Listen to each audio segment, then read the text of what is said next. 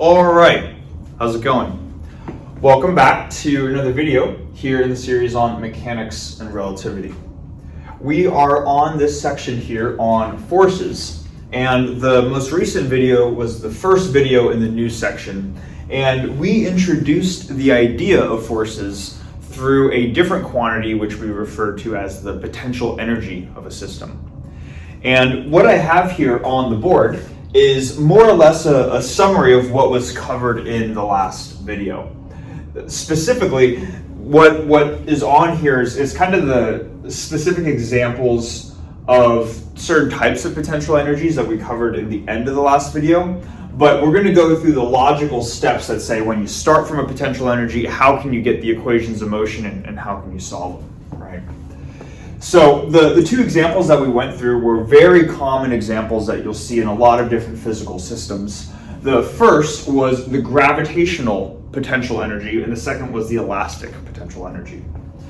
When we refer to the potential energy of a system, we are referring to a function V, and we started off by saying that V is going to depend on just one variable. In the case of the gravitational potential energy, which primarily acts in the vertical direction, we denoted this single variable to be z, the z coordinate, or z spatial coordinate. Whereas with the elastic potential energy, it doesn't necessarily need to be in the vertical direction. So we just denoted its input variable as some general spatial variable x. Okay. So we said that this was our potential energy. Again, the reason why it is a function of just one variable had to do with the assumptions that we were making to start off. We said to start the discussion on forces, we were going to assume that we're working with just one particle, working in one spatial dimension, hence why we have one input variable. And then finally, we're going to assume that this potential energy, this V function right here, it only depends on the position of the particle.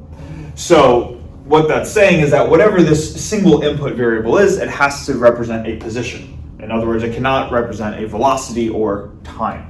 Okay. So those were the assumptions that we started with, and using those, these were the specific types of potential energies that we introduced, right? And the basic idea is that once you have a given type of potential energy, you can in turn derive a corresponding force that is exerted on that particle. In the case of the gravitational potential energy, you can define a corresponding gravitational force. This is this F sub gravity quantity that we've seen before in maybe a couple of the earlier videos. We obtain the gravitational force by just taking the negative derivative of the potential energy, and this is what you end up getting.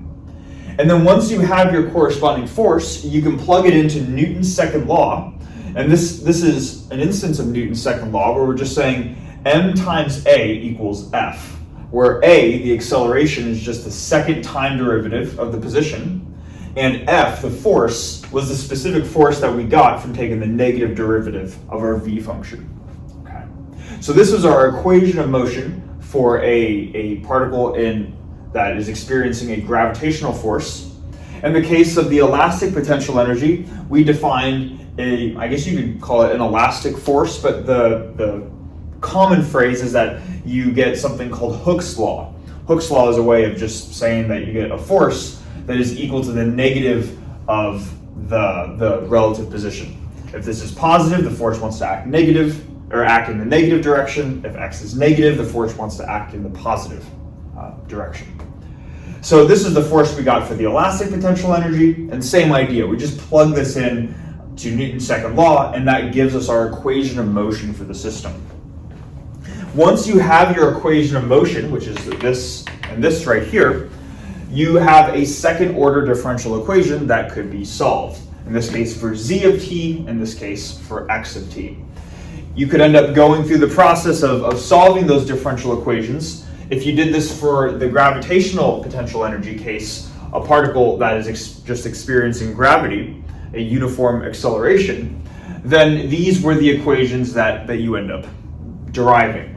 And in a lot of intro physics classes that are not calculus based, they will just ask you to memorize these without really showing where they come from. And this is kind of the logic for where they come from. Here, this was a second order differential equation where the second derivative was of a function, x, was equal to the negative of the function itself. We know from differential equations classes that the solution to this type of differential equation is a sum of the sines and cosines. And we just simply, more or less solve that. And this was the solution for the equation of motion. This what I should really be writing here is this is equal to x of t, right? So that was kind of the logic. That is what we introduced in the last video. Now, in this video, what we're going to be doing is we're going to continue the conversation on a particle moving in a potential. But rather than going through this specific process, because you can kind of imagine, once you understand this process of you start with the potential, then you get the equation of motion, and then you solve your equation of motion for whatever function you're working with, then really there's not much left to do besides just giving you a different potential energy function and then applying the same framework, right? So what we're going to do in this video is, rather than going through more examples of different types of potential energies, we're going to go through different techniques for how we can understand the motion of a particle in a potential. Okay. So same general idea, but we're going to cover different techniques than what we did in the last video. All right. So hopefully that makes sense. At least the recap. Hopefully all of that made sense. What I'm going to do to start this off is I'm going to erase the board, more or less. I know we've just been talking about what we did in the last video, but provide a very brief overview in terms of types of differential equations that we covered previously and how that's going to differ in this upcoming, or in this current video.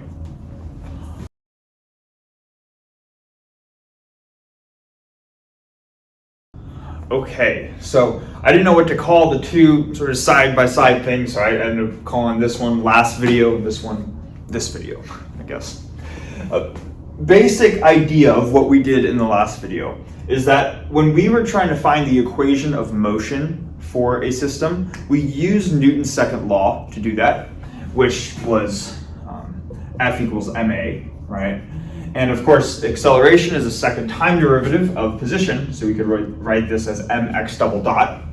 And the main idea structurally behind Newton's second law is that it is inherently a second order differential equation, right? It is an equation that depends on the second time derivative of the position. Now, what we're going to do to start this video here is we're going to show how we can get an equation of motion that is actually a first order differential equation as opposed to a second one. And the way that we're going to do this is by using the concept of the total energy of the system. And we introduced the idea of the total energy of the system in the last video, which we called E, right? The total energy. And we said that E was the sum of two terms. The first being a term which we call T, which stood for the kinetic energy of a system. And the second was the V function, which we know is the potential energy, right? Now, T always took on the same form. There wasn't much of a variation between different kinetic energies, at least in the case of one spatial dimension. So T always had the form 1/2 mx dot squared, where m is the mass of our particle and x dot is just the velocity of it, the velocity of it. And then V we saw took on a couple of different forms, but regardless, we just said that V is some function of x to keep it general, right? So this is what we call the total energy of the system. And the one really important fact about the energy is that it is a conserved quantity. And we showed that in the last video, that if we took the time derivative of the energy, we ended up getting 0. So we can use this fact to end up constructing a first order differential equation for our system. The way that we're going to do that is we're just going to isolate pretty much for this x dot quantity right here. So first thing I'll do is I'll just isolate this term by subtracting v of x to the other side. So if I isolate my kinetic energy, 1/2 mx dot squared, that's going to be the same as E minus V of x, right? Then I can multiply 2 to the other side, divide m to the other side, and I get x dot squared equals 2 times E minus V of x divided by m. And then finally what we can do is we can take the square root of this to get x dot by itself, right? So if we take the square root of both sides, we just get x dot, and this becomes the square root, right? Now, x dot, what I'm going to do now is I'm going to write this as dx dt, like this. Dx dt. And we're doing this just to make it a little bit more explicit that this is in fact an equation which depends on the first derivative of our position function. All right. Now, what we can do here is we can actually solve this system, or we can show how to solve this type of differential equation. It might look a little bit ugly right now, but we can show how you could go about coming up with a solution for it. And then we'll talk about why it's relatively easy to come up with a solution for it. It turns out that this is in fact a separable differential equation. And what I should say is let's first just separate variables, get all the factors of x on one side and all the factors of t on the other side. It turns out here that this entire right-hand side, this entire thing here under the square root only depends on x. And what that means then is that we can just divide this entire thing over to the other side and multiply dt on the right-hand side, and that's how we can separate variables. Now, I want to just make sure we understand why this entire right-hand side only depends on x and that there's no t dependence. Starting with the easy quantities, 2 is just a number, and m is the mass of a particle. Those are both constants, and hence they don't depend on time. V of x, it only depends on x, so it also does not depend on time. And then finally, E here, this overall quantity. In general, if we don't know anything about E could depend on a lot of different things. It could depend on positions, velocities, times, whatever you want. But because we've shown that the total energy of a system is conserved, that's just another way of saying E does not change with time, or E is a constant. So we're using the principle of conservation of energy to show that this is just a constant value right here. It's just a number. And hence, that's the reason why this right-hand side here only depends on x. So with that being said, let's just divide this over to the other side. The square root now, if we divide this over, the numerator and denominator kind of just swap places. So now we have 2 times e minus v of x in the denominator, and then we have m in the numerator, times our differential dx, and then we have if we multiply dt to the other side, this is what we get, right? And then it's at this point where you can just you can integrate both sides, and then depending on what the form of v of x is, that's going to tell you what this left-hand side is, right? For the right-hand side, you're just integrating dt. So this really just becomes, we could say this is just t minus some constant value, t naught. But this would be how we go about solving this first order system using the conservation of energy. Now, we might be saying, why would we use this form over this form? I would argue that using this form is probably a little bit easier. You're not necessarily guaranteed to have an integral which has a square root in it. But on the other hand, the fact that this is only a first order differential equation right here means that once you go about solving this left-hand side, you already have the right-hand side. Once you go about solving this left-hand side here, you only need one initial condition to find your general x of t function. So in a problem where you know that your potential only depends on position, that means your energy is constant, and you can use this technique to solve for problems where they only give you one initial condition. You could not find the complete solution to x of t using this method with only one initial condition. right? Again, the reason being because it's a second order differential equation. You need two initial conditions to find the overall solution to your equation of motion, okay? So that's kind of the nice part about this technique right here, is that it only requires a single initial condition to fully solve it. Right? So hopefully that makes sense. But what you could probably imagine is you could say, all right, well that's kind of the nice part about this, but the immediate difficulty about this is that we have to solve this type of integral right here, and this integral might be difficult to solve depending on the form of v of x, right? If v of x is some complicated function, this can be a very complicated integral. And even in cases where v of x is a relatively simple function, there are cases where this can end up being a complicated integral, right? So the next natural thing to ask is, okay, well, what if this method, while it works, and while you could go about doing this, what if this is a difficult way of trying to find the solution to your equation of motion? So what if this is difficult to go about solving? And then let's also suppose, for whatever reason, Newton's second law is also proving to be difficult for solving the equations of motion. Maybe we have some weird force function that gives us this ugly second order differential equation, and it all of a sudden becomes difficult to solve any type of differential equation, first or second order. What can we do then? So that's kind of going to be the motivation for the next technique, which is what we're going to spend the remainder of the video on. We're going to show how we can look at the overall motion of a particle in a given potential without having to worry about solving a differential equation at all. Now, the caveat with this is that you don't get sort of a fully explicit solution.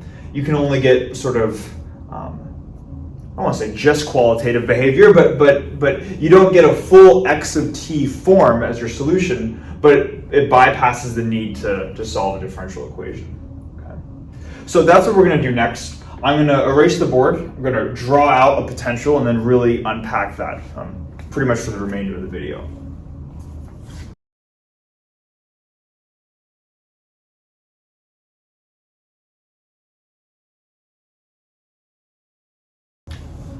Okay, so what we have here on the board is the same sort of starting point that we've seen time and time again, where we have a potential energy function, v of x.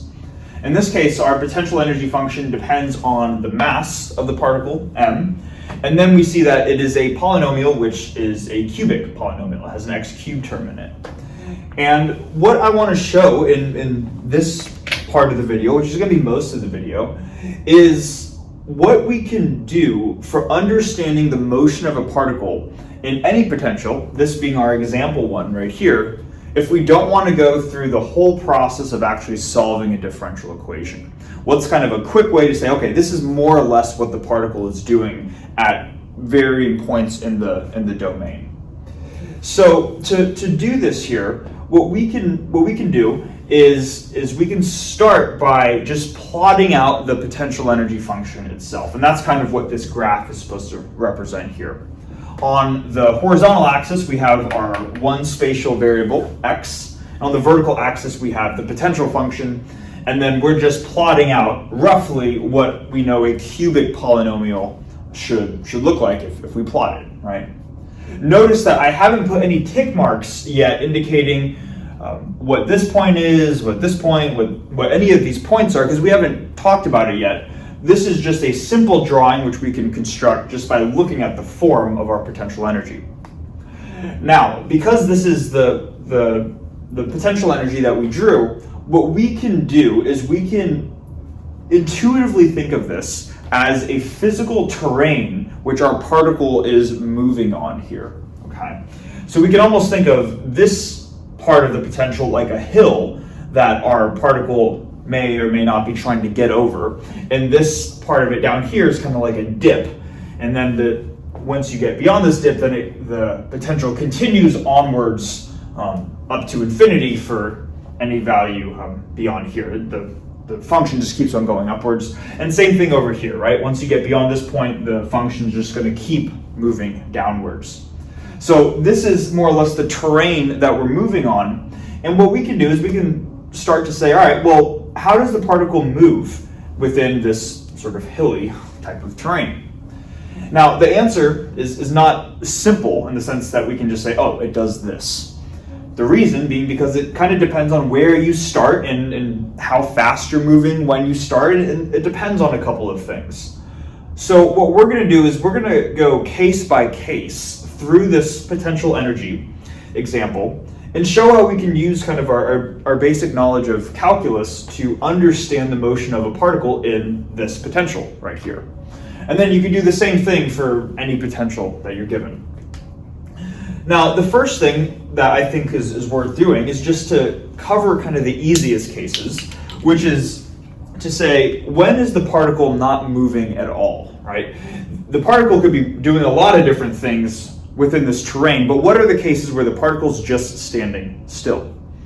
Now, the particle is going to be standing just stationary in regions of this terrain or of this potential that are flat, right? That have a flat slope. You can imagine if you were to put the particle right here, it naturally wants to roll down. Whereas if you were to put it at the very bottom right here, just drop it there, the particle is just going to stay there and it's going to not move, right? So what we're inherently doing with this first question and saying, when is the particle stationary, is we are finding points of this potential where we have a slope of 0, where it's completely flat, right? Now, visually, just looking at this, we can say, all right, it looks like it's going to be flat kind of at the bottom right here.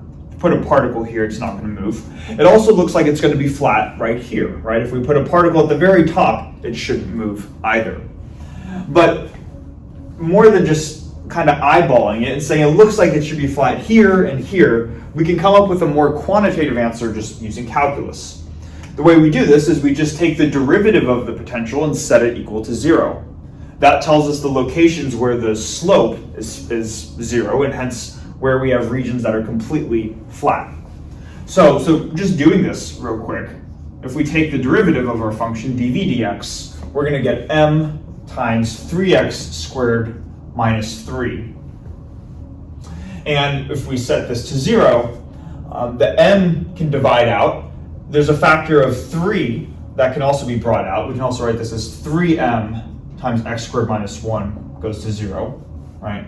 So we can divide the 3m out and we end up getting x squared minus 1 equals 0, or we can say that x equals plus or minus 1. And we probably knew this with a cubic potential, right? But still, it's good to actually just show that. It's simply a matter of applying Calc 1, take the derivative, set it equal to 0. That tells you the flat points on the curve, and that allows us to start filling in some tick marks right here, right? So we can say this is 1, this is minus 1, right? So we have plus 1, minus 1 on our graph so far. Those are the locations in space where the potential is flat. And then, of course, if you want to say, okay, at these locations, what is the value of the potential? That's just a matter of plugging our stationary points, our fixed points, back into the potential itself, right? So if we were to take v of 1, that's going to equal m times 1 cubed minus 3 times 1, which is, let's see, that's going to be 1 minus 3, or negative 2 times m, so this is negative 2m. So what that tells us is that at x equals 1, this point down here is negative 2m. And then likewise, we can do the same thing by evaluating potential at this point. Same idea, right? This is m times negative 1 cubed plus 3 times 1. If you evaluate this just comes out to positive 2m. So let's see, that's telling us that this point right here is positive 2m. And this isn't doing anything new, right? This is all just Calc 1 stuff. But still, the idea here is not necessarily to do new math, but rather to apply the math to get a physical intuition for how a particle would move here. Okay? So that's how we can find the fixed points of where a particle's not going to be moving. That's probably the easiest case. The next easiest case is to look at a case where we could kind of just visually see what's going to happen to the particle. Okay. Maybe what I should do real quickly is let me just erase this. And we're going to make a bullet point list of different behaviors for the particle depending on where it's located. The first one being that we can say the particle is at rest when located at x equals plus or minus 1. Right? If it's here or here, it's at rest. The next bullet point is probably the next easiest case. So now we're not going to look at a case where the particle is at rest, but rather the particle is going to be moving, but the motion of the particle is going to be pretty predictable. Okay, and that case is when the particle is located at a position to the left of this fixed point, -1. Let's say it's at -2, for example. Maybe -2 is over here, so our particle is right here. If you can imagine, if we took a particle and we put it right here and just kind of let it go, any point to the left of this local max right here, the particle is naturally going to want to fall off to -infinity. And just, it really doesn't matter where we started at. We know that its end behavior is going to be at -infinity, right? So we can say when the position of our particle x is less than -1 to the left of this local max right here, it falls off to -infinity. And we didn't even need to write out a specific equation of motion or anything. Just looking at it, we can see that is what's going to happen to the particle. So those are kind of the straightforward cases. The next sort of more interesting cases are going to be not what if the particle is over here, but rather what if the particle is kind of in this region, right? Like you can kind of imagine this like a steep ramp. It goes down and then it kind of goes up. If we were to put the particle maybe here or here or here, the particle is going to want to go down towards the bottom of the hill and then it's going to want to go up. But in some cases, it might not have enough momentum or energy to get over this hill right here. In some cases, it will. So there's a little bit more ambiguity if we position our particle somewhere along this. You can imagine like this ramp almost, and then the particle is going to want to go down, right? So to understand the behavior of the particle, if we put it somewhere along here, we're going to need a specific point in order to look at different cases. It turns out the point that we're going to need is the corresponding point on here that is the same as the height of this hill right here. Okay. In general, if you have a local max right here, you want to find another region of the potential that is equal to your local max. Here's what I mean. We know that at this point right here, that the potential V of x is equal to 2m, right? If we were to just extend this line, that would tell us that V equals 2m occurs at this point on the potential as well. So the V equals 2m line occurs both here and here. We want to find out what is the value of x that corresponds to V of x equaling 2m. Now, here's how we would go about doing that. You can probably imagine how to do that. You would just take your potential energy function, V of x, equals m times x cubed minus 3x. And rather than just writing a general V of x, you set it to the specific value that you want. In this case, 2m. And now we just need to solve this equation for the values of x that satisfy this equation, that make this equation true. We can start by canceling both sides, so the factor of m on both sides. Right? So we get 2 equals x cubed minus 3x. And then at this point, it comes down to solving for the roots of a cubic function. There are techniques for how to do that, but I don't really want to sort of spend this video going through that. Rather, I'm just going to more or less tell you the answer, and we can see that it works. It turns out when you plug in x equals 2, this equation is valid. And maybe let's just show that real quick. We have 2 on the left-hand side. If we plug in x equals 2, we're going to get 2 cubed minus 3 times 2, which is just 8 minus 6, which is 2, right? So what that tells us, conceptually, is that the point on the x-axis that corresponds to this vertical height of 2m right here is x equals positive 2. So I can make a sort of a dashed line going down saying that this is 2. Now I realize just looking at it, going from 0 to 1 is this distance, 0 to 2 looks like a bigger distance. This isn't exactly drawn to scale, they're supposed to be evenly distributed, okay? But the idea still stands that this is x equals 2. Now, it turns out that this is kind of a special point right here, and we're going to see why in a second.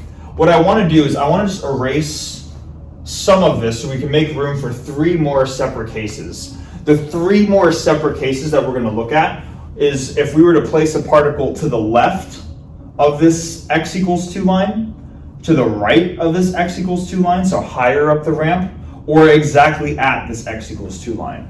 We're going to see in each of those 3 cases the particle experiences different behavior, and we can understand that behavior without having to solve a differential equation. So I'm just going to erase this sort of chunk of the whiteboard right here. We're going to kind of write out the 3 explicit cases and then go through each of those one by one.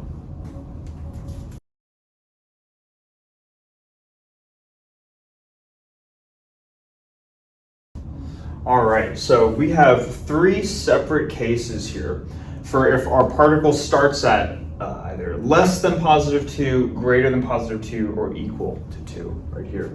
And what I did here is I put a subscript 0 to write x naught. This just says if we were to place the particle at this position and just kind of let it go at that point. So that's what x naught is referring to here, just dropping a particle at that location. Now, starting with case 1 right here, if we're imagining that we're dropping it on the ramp, we're going to start by imagining that we're dropping it at a value less than 2, so to the left of this point right here. So to make this a little more visual, let me quite literally just draw. This is going to be our particle. Our particle is to the left of this height on the terrain. Now, what we can do here is we can use the energy, or we can analyze the energy of this particle to understand the motion of the particle in the potential without having to go through anything beyond that, right? The energy will be very useful in determining its subsequent motion. So if we were to just take a particle right here and eventually drop it, the idea is that right when we let it go, the particle doesn't have any velocity associated with it. It's momentarily standing still, and then really once we let it go, it kind of starts to go down the ramp after that. Okay. So what we can do here in this first case is we can look at the total energy at the starting point. And at the starting point, because it's momentarily standing still before it starts to head down the ramp, we can say that its kinetic energy is 0. Again, because the kinetic energy is inherently 1/2 mx dot squared, and x dot is 0, then it can't have any kinetic energy. So the only energy that this particle has, like right at the moment when we let go, when it's still stationary, is it only has potential energy. And thus we can say that the total energy, E, is just the potential energy, V, located at whatever this position is, which we denoted to be x naught. Okay. So hopefully that idea makes sense. When it's standing still, right when we kind of go from holding it to letting it go, it does not have any kinetic energy, so all of its energy is the potential energy, which is given by this right here. Okay. Now, next thing that we can do is we can use the fact that the total energy of this system is conserved. Again, we're going to see that conservation of energy shows up all the time. And the fact that the total energy of this particle is conserved is going to play an important role in its subsequent motion. So, to get an idea for what that means, let's now imagine the fact that we've placed our particle here, we've let it go, and it starts to go down the hill. So at some later point in time, maybe it's down here, right? Started up here, then it went down the hill, now it's over here. What we could do is we could say, what is the energy of the particle at this point? Maybe to even make this real explicit. At the beginning, we said that the energy of the particle was V of x naught, right? That's what we said over here. Now the particle has gone down, and it's closer to here. So let's ask, what is the energy of the particle? Maybe take a minute to pause the video and see if you can answer that. Okay, assuming we've paused the video. In a sense, it's kind of a trick question. Because the energy is conserved, that tells us that no matter what the particle is doing, the energy does not change.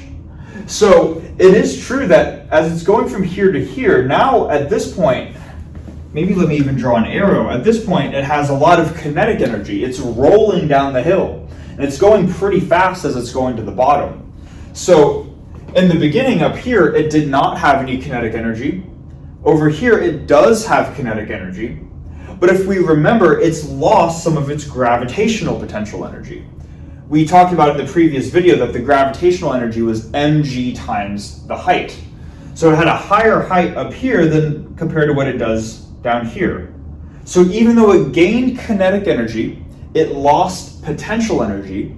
And the trade-off between the two is exact in such a way that the total energy is constant, it is conserved. So the energy of the particle here has to be the same as the energy of the particle here. That's what conservation of energy is telling us. So it turns out that even though the particle is moving right here, we can still determine that at that point, the energy of this particle is still V of x naught. Because this is really just, we're evaluating our potential energy at some function. This is just a number to describe the energy of the particle. Okay. So hopefully that makes sense. We were able to say this because the energy is conserved. All right. And furthermore, what that's supposed to tell us is that no matter where the particle moves, the energy is always going to be the same value. Okay. Now, the next thing that we can do, and the question that might be a little bit more difficult to answer initially, is to say, all right, well, we started this particle at this point, right? And it starts to go down this hill. Does it have enough energy to make its way over the hill and to kind of go down to the bottom, right? Does it, and we can ask that question. And we might be able to answer that question just kind of looking at this right here, but we might not know the answer explicitly, and we can use conservation of energy, the same principle, to help us answer that question. The way that we're going to do that is we're going to draw a line that corresponds to the energy of this particle. Okay. Here's what I mean. We said that the energy of the particle is V of x naught. What we're plotting on the vertical axis is in fact V of x, right? So V of x naught, if this corresponds to V of x naught right here, that tells us that this point right here is in fact V of x naught, right? That is quite literally the point on the potential energy graph that corresponds to where the particle is located. And what we're going to do now is we're going to draw a line, a horizontal line, kind of going across this V of x naught right here. Or that corresponds to a potential energy of V of x naught. Okay, that's what this horizontal line corresponds to. Now, what this horizontal line tells us is that when the particle starts up here and it goes down, it will be able to go down the hill and it's going to be able to progressively go up. But once it gets to here, so let's draw this out now. Let me erase this real quick. Let's draw the particle here now. So it started at this point on the hill, then it's gone down and gone up to this point on the hill. let's ask the same question that we did here and here. What was the energy of the particle here? V of x naught. What was the energy of the particle over here? V of x naught. What would the energy be right here? V of x naught. And subsequently, what is the energy of the particle right here? Same thing, v of x naught, right? So right here, realize there's a lot going on, but the energy of the particle right here is the same thing, just v of x naught. Now, we need to make one more connection here. We know that the energy of the particle right here is v of x naught, and also that is quite literally the height of this potential energy curve. The vertical axis drawn by this horizontal line is quite literally v of x naught. In other words, that tells us that all of the energy of this particle has to go into just reaching this height right here. Maybe let me just write this out right here. In general, the total energy is the kinetic plus the potential energy, right? And at this point right here, the potential energy is v of x naught. So at that location, it is v of x naught. Now we say, what is the total conserved energy? It is also v of x naught. So if the total energy is v of x naught, and at this point, the potential energy is v of x naught, what does it tell us about the kinetic energy? Well, it has to be 0, right? You got to have 0 plus that in order to make the equation true. So because of conservation of energy, what this tells us is that if we start a particle at this height, it can get to the other point sort of within this ramp at the same height, and once it gets to this point that has the same height as our starting point, the kinetic energy is now 0. So what does it mean if the kinetic energy is 0? Well, that just means the particle is not moving at that point, right? And then physically, then that tells us something else. That tells us that the particle can go down the ramp, and it can get up to here, and once it gets up to there, that's where it stops moving. And then once it stops moving up, then gravity is naturally going to pull it, or the potential, I should say. It doesn't have to be gravity, but the potential is going to say, okay, now it has to start going back down. So we can use the conservation of energy of this particle to show that if we're to the left of this sort of magical point at x equals 2, if we put the particle right here, it's going to go down and then up, then down, and it's just going to oscillate around this local minimum point right here. Okay. So in this case number 1, this is what we've been working up to. What we could say is that the particle oscillates around the minimum at x equals 1. So let's write that out. And maybe to be even a little bit more specific, rather than just saying x naught is less than 2, because that's anything to the left of this vertical dashed line, right? It's really anywhere within kind of this region, right? Anywhere in between -1 and 2, the particle is just going to oscillate due to conservation of energy. So rather than writing x naught is less than 2, I'm just going to write x naught is in the region -1 to 2. We can say the particle oscillates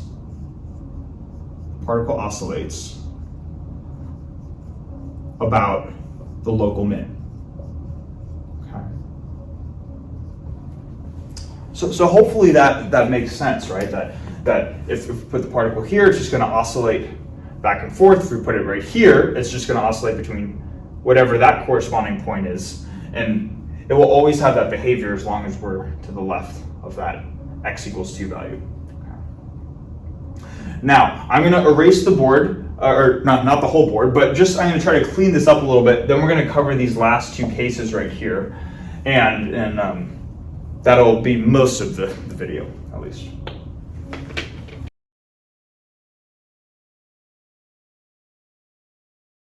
All right, so now we're going to cover these last 2 cases, and we're going to cover these cases a little bit more quickly than this first case right here. And the reason why it's going to be a little bit quicker is because we've already introduced the idea of conservation of energy and how to draw that line for the conservation of energy. And we're going to use the same principle in both of these cases right here. We're going to see that throughout this course, using the conservation of energy and then drawing the line that corresponds to the potential energy being the total energy, that is a good idea of how we can put sort of constraints on the motion of our particle. But let's just go through these two cases here to understand them. The second case is when we place a particle at a position x naught, which is greater than 2.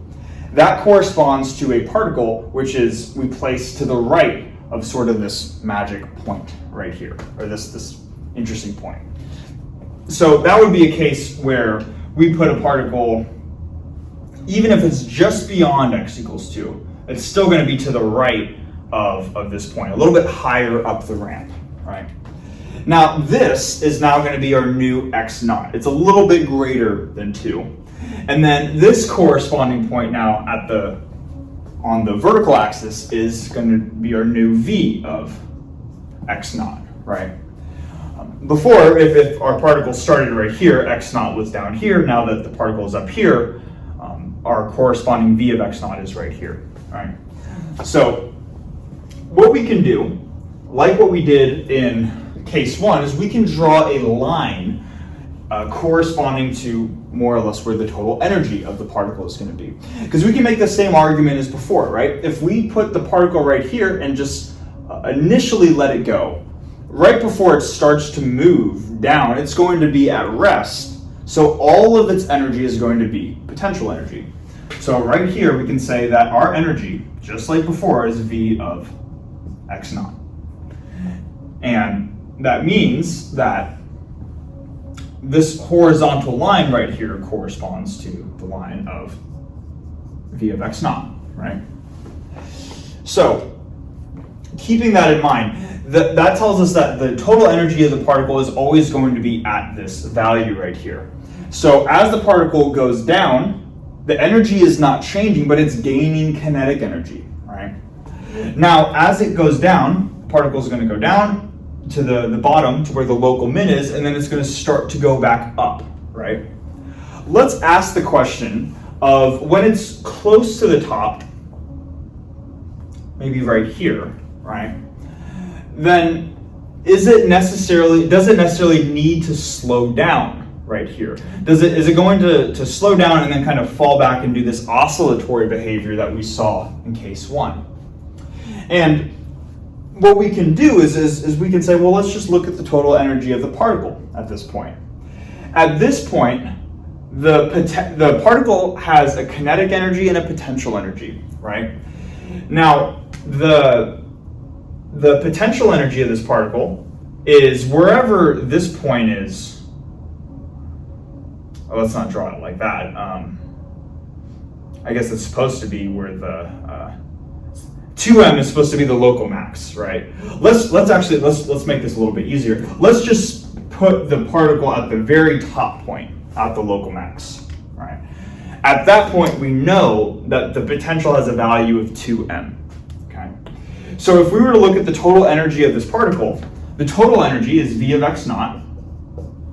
That's our left-hand side, E, and that's going to be equal to T plus V. But now V, we said, is the specified value of 2m, right?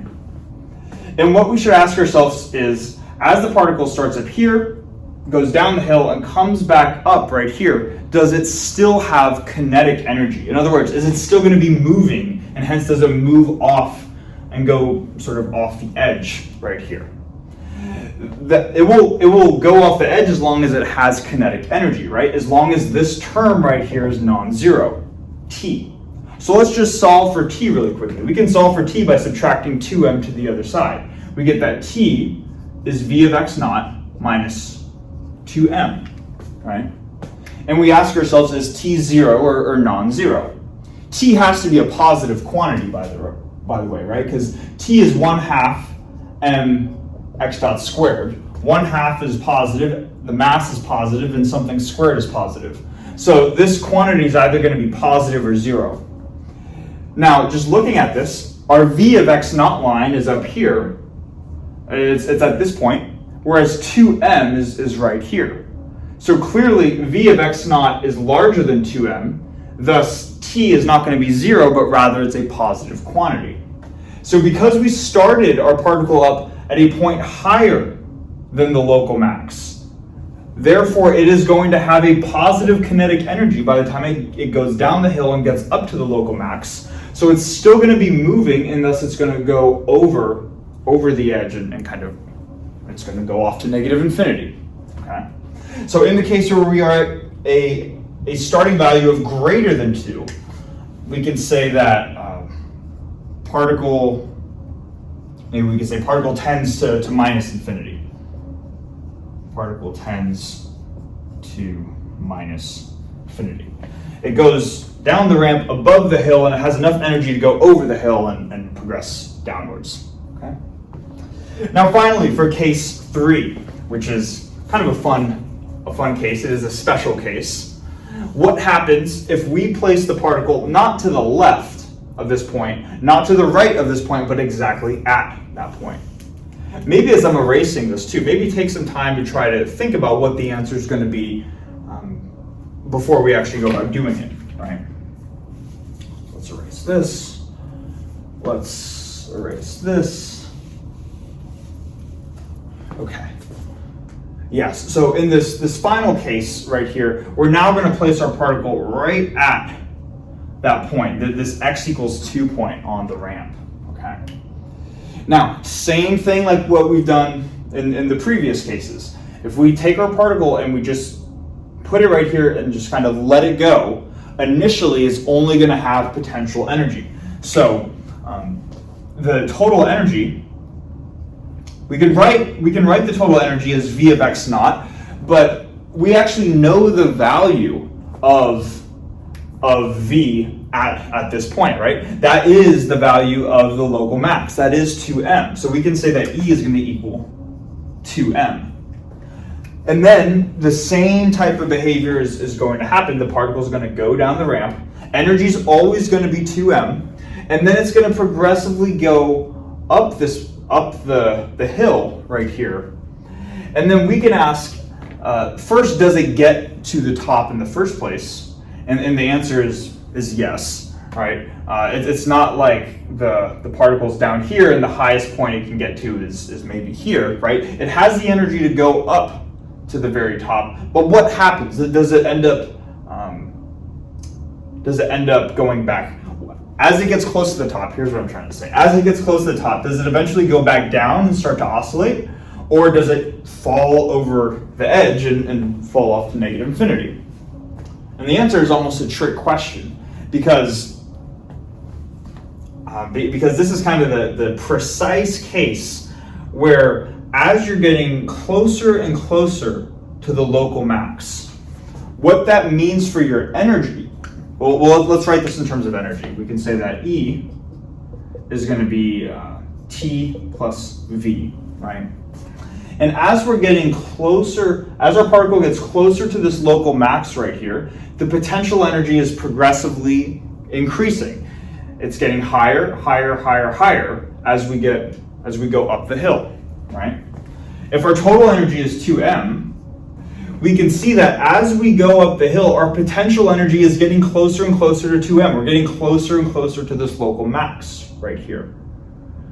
What that means for our kinetic energy is that it is progressively getting smaller and smaller and smaller. So what we can end up determining then is that the particle will eventually reach here after an infinite amount of time, because the particle is going to go down the ramp and go up to the hill, but because its kinetic energy is getting smaller and smaller and smaller, it's going to go up this hill slower and slower and slower and slower, and it's going to asymptotically reach the local max at t approaches infinity. Okay, so it's kind of and then once at t approaches infinity, then we can say our potential energy is exactly 2m, our kinetic energy is exactly 0, and then it would just stay there. But for all finite values of time, we're going to have a potential energy slightly less than the local max and a kinetic energy that's slightly positive. It's going to just be slowly, ever so slowly creeping up towards that local max.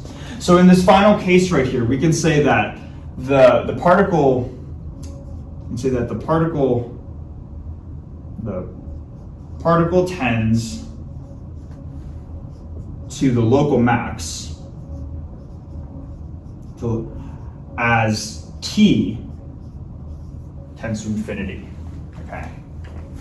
Hopefully we can kind of imagine that scenario. It's kind of like this interesting idealistic case. This is not something that we see very often in everyday life, predominantly due to friction and the fact that it's tough to get something exactly at that point.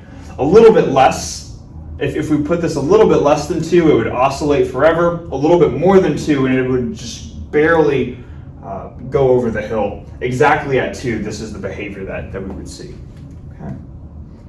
So we talked about all these cases, but hopefully the general idea makes sense. That by just plotting out your potential and using conservation of energy, you get a good idea for what the particle is doing in the potential without having to actually solve any equations. So, with all that being said, I'm going to erase the board, and then we're going to make one final comment before calling it for this video.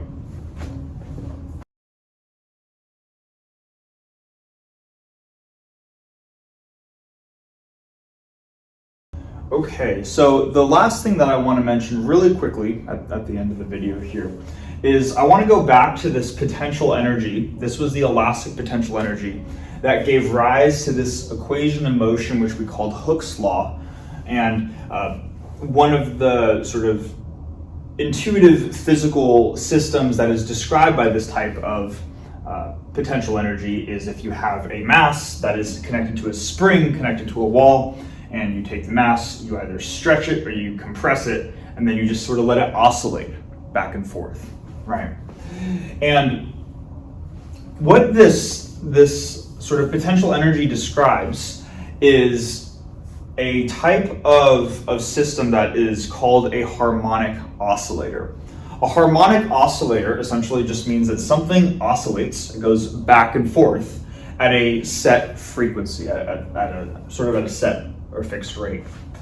Now, harmonic oscillators are one of the most commonly studied systems in physics. It is very possible that the idea of harmonic oscillators will show up in every single physics video series on this channel in some way, shape, or form. We will encounter harmonic oscillators all the time. And physicists love harmonic oscillators, and I just wanted to quickly talk about harmonic oscillators and the potential associated with harmonic oscillators while we're on this subject here of potential energies. Now, in order to understand why harmonic oscillators are so important, what I'm going to do here is I'm going to draw out kind of a similar type of curve that we've been encountering before, or a similar type of graph, I should say, where we have x versus v of x. Rather than drawing out the specific elastic potential energy curve, which would just be a parabola, I'm going to draw out some general potential energy, some general type of terrain. So maybe it might look like something like this. Right? It's got peaks and valleys and a bunch of fixed points where the slope is 0. Just kind of drew something at random, and this is what it looks like, right? Now, if we were to carry the idea too in drawing it this way is to say that any potential that you have will have some fixed points, some local mins, some local maxes, and you can broadly categorize the local mins and local maxes kind of one by one as you move along the domain, right? Now, what I want to do here is not to just focus on the potential as a whole. We could have some general potential here, but let's just zoom in on one of the fixed points, specifically one of the local maxes, or the local mins, excuse me. Let's say we want to zoom in on this region right here. If we were to zoom in on this region, we're going to get really close to it. It's not going to look as curvy, it's going to look a lot more flat, right? So hopefully we can see that this right here is supposed to be a zoomed in version of this. And maybe the actual local min, the actual point right here, this is what we're going to call x naught, okay? So maybe we'll say this is the local min at x naught. And what we could do is we could say that even though clearly this is sort of just some randomized function, locally the function kind of looks just like this curve right here. And what we could do, and what we know from calculus, is that we can perform a Taylor series about a point to get an approximation for whatever type of function that we have, right? As long as it's differentiable. And we're assuming that our potential is differentiable. So let's do that. Let's take this potential that's at or near this local max right here, and let's start to expand it in a Taylor series. If we're near the local max, the local min, maybe our particle's right here, we can expand our potential v of x in a Taylor series about our actual local min x naught. So we can say that v of x is approximately the sort of the zeroth order derivative, just v at the potential at the local min. Then we could say plus v prime of x naught times x minus x naught. That's the first order term. Then we have a second order term, 1/2 v double prime x naught times x minus x naught quantity squared plus dot dot dot, right? What we wrote out is the first three terms in the Taylor expansion for our potential function at the local min x equals x naught. Now, looking at this here, one thing that we can immediately do right away, excuse me, but I had this cough that I knew it was coming. I was trying to suppress it, but I couldn't.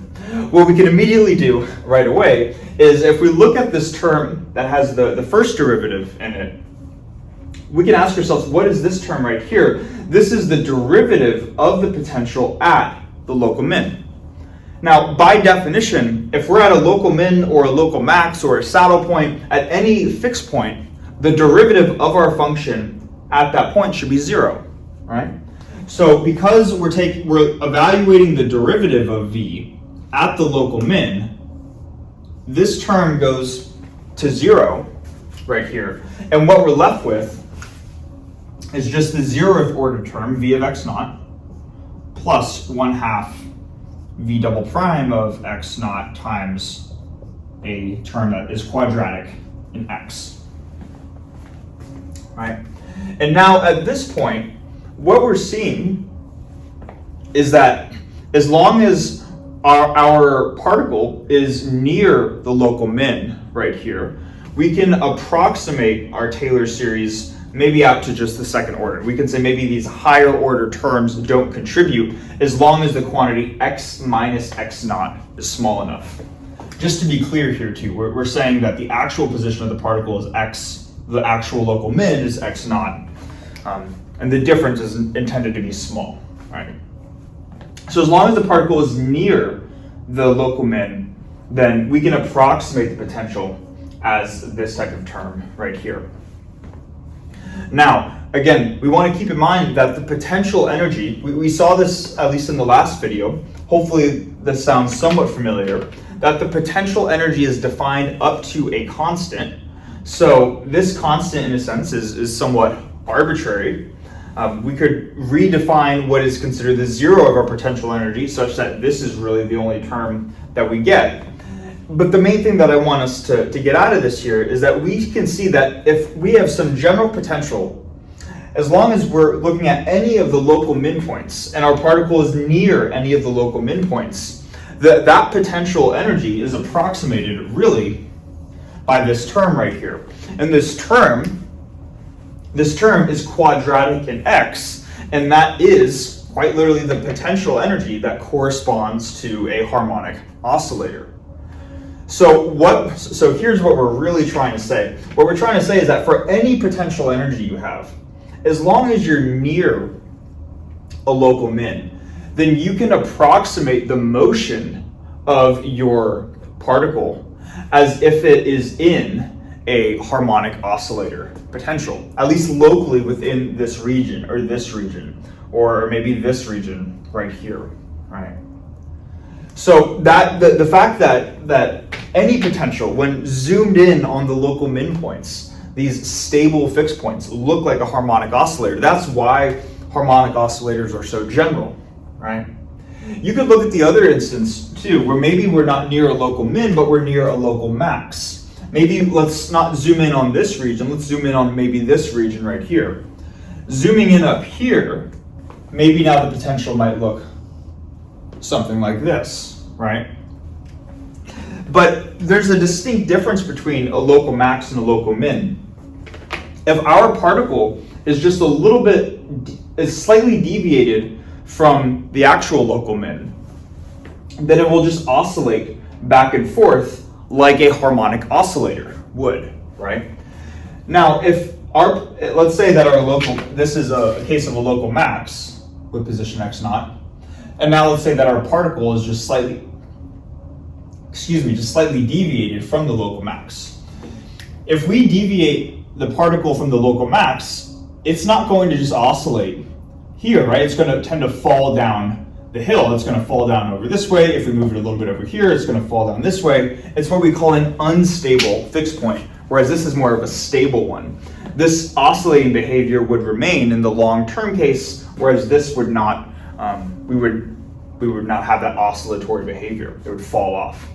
So the basic idea of what we're trying to say here is that if you have a local max, if the particle deviates from the local max, it's either going to go off the local max and continue to wherever it goes, and it will either go off eventually to plus infinity or minus infinity. And if it does not do that, then it will in turn get stuck in a local min, right? Like if we were to say that, let's just try to pick one right here. If we were to just drop the particle, if we had a particle right here and we were to drop it, it might continue over here, down here, but then it would eventually get stuck in this local min right here. So the idea is that if a particle is already in the local min, it can be approximated as a harmonic oscillator. If a particle is at a local max and it deviates from that behavior, it will either go off to plus or minus infinity or eventually get stuck in a local min, which in turn can be approximated by a harmonic oscillator. So even though a harmonic oscillator in this case is very, very sort of idealistic, we can see that it can be used to generalize a lot, or it can be used to approximate, rather, a lot of just generalized potentials. And that's why people in physics care about it so much. Okay. So hopefully that makes sense. I feel like that's probably enough for one video. We've probably gone on long enough. But yeah, thanks so much for watching, and I'll see you in the next video where we generalize from the idea of a one-dimensional potential. We start looking at the full three-dimensional case.